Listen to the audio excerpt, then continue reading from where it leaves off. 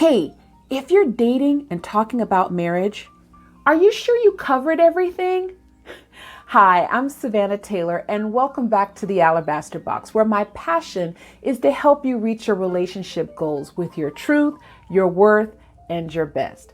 Now, if you just met someone and you've only been dating a few months, check out my video about online dating where I discuss important guidelines about social dating in general. You can click the link above and it'll take you right there. However, if you've been dating someone for a while and you've seriously been talking about marriage, I'm going to give you 3 things that you should definitely cover before moving forward. And I know you've probably already discussed a lot, but if that topic sounds like something that makes you want to go grab a pen and paper, please don't forget to click the subscribe button and also turn on your notifications so you don't miss any of my videos. So today we're going to do this countdown style, starting with number 3. A background check. Now, in case you don't know, you can't legally do a criminal background check on someone without their consent. However, if you or someone you know is Google savvy and they're willing to do a little digging around for you, you can find out a lot of information about who or what you might be dating. And also, it's important if you do that to make sure you listen to your gut. Now, completing a background check on a significant other should absolutely be done before you start sharing sensitive information about yourself, and should also be done before you start introducing them to your family members. But now, before you pull out your laptop, let's try this, the direct approach. Listen, anyone who would be offended by a background check these days should automatically seem suspect, because it's just my opinion that unless this is someone that you've grown up with, a background check is absolutely appropriate. And even if they do have some legal history and it's not a deal breaker for you, you should still follow up just to make sure they're telling the whole story. Number 2, children. Now, it is absolutely important to clarify how many children you want to have, if you want to have children. I've never quite understood how couples can get married and then have that talk after the fact. I don't know. But you need to have the talk before you get married. However, there's a lot more to it as well. You know, infertility is a huge issue. In fact, according to the CDC, 12% of women struggle with infertility and or carrying a pregnancy to term.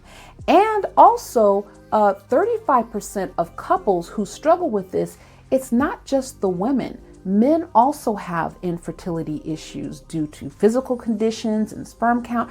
There's a lot of factors that go into that. So it's absolutely important to have this talk, including having the talk about any genetic risk that could put your children at risk. I know your medical history is confidential, but if you ever have to work with a infertility specialist, all of the issues are going to come out in the appointments, the consultations, the test results. So just keep that in mind. All right. And issue number 1, drum roll, please. Credit score. I know you guys, some of you are probably saying, when she gonna talk about the money? Oh, we gonna absolutely tell you to talk about the money. And I'm telling you, you guys, that credit score will tell you everything else you need to know. If you don't miss nothing else, don't skip this step. And I'll tell you why. You know, your credit score is a reflection of more than just your finances. Credit score is a reflection of your integrity, your character. When a company takes in your credit score or considers your credit score, what they're doing is they're measuring their risk of loaning you money. Likewise, when you consider a credit score of your significant other, you also are measuring the risk should you ever merge finances together. And even if you never share a bank account, there could come a time where you need to buy a new car, qualify for a loan, rent, get a rental, rent an apartment. It just, the challenges can definitely be there if one or both of you have a low credit score.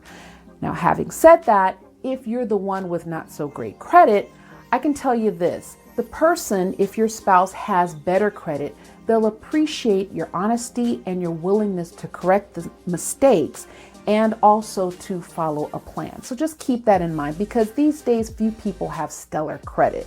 But if you're willing to correct those mistakes and work on it, it helps a lot. Now, not paying your bills may not seem like a big deal, but trust me, it really is a reflection of integrity and character with someone who doesn't pay their bills. Even if they make a lot of money, but they have a lot of debt, I have found that a lot of times that behavior indicates other issues. So just beware. Now, if you're with someone who hasn't been able to pay their bills because of frequent hardships, low-wage jobs, or chronic unemployment, I understand love is love, but what you need to understand is if you marry this person, the struggle will be real, and you can't get upset with them down the line if things don't change. Now, if after several attempts to have this discussion with your significant other, that they keep maybe dodging it, or something comes up, or they get irritated every time you bring it up, red flag. I'm telling you, red flag. The main takeaway here is that if your future spouse has a history, a pattern of financial instability, what you need to understand is that marriage is not a cure. You need a plan. Now, as you can imagine, there are several other things that could be added to this list, and I actually cover them in my book, He Who Finds a Wife, Biblical Principles for the Believing Woman Who Dates. It's available on Amazon, and I've included a link down below in the description of this video. And guess what? It's an ebook, so there's no shipping, and you can start reading it right away. I highly recommend it if you're dating or if you're engaged. Hey, if you've gotten any value out of this video, please don't forget to click the like button and subscribe. Please turn on your notifications so you don't miss any of my videos. And also, just a question, what are some of the things that you would add to this list? I'd love to hear from you in the comments below. I also have a full-on Facebook community at Savannah's Alabaster Box, and you can also find me on Instagram. Until then, live your truth, live your worth, live your best, and I'll check you next time when we see what's inside the Alabaster Box. Bye.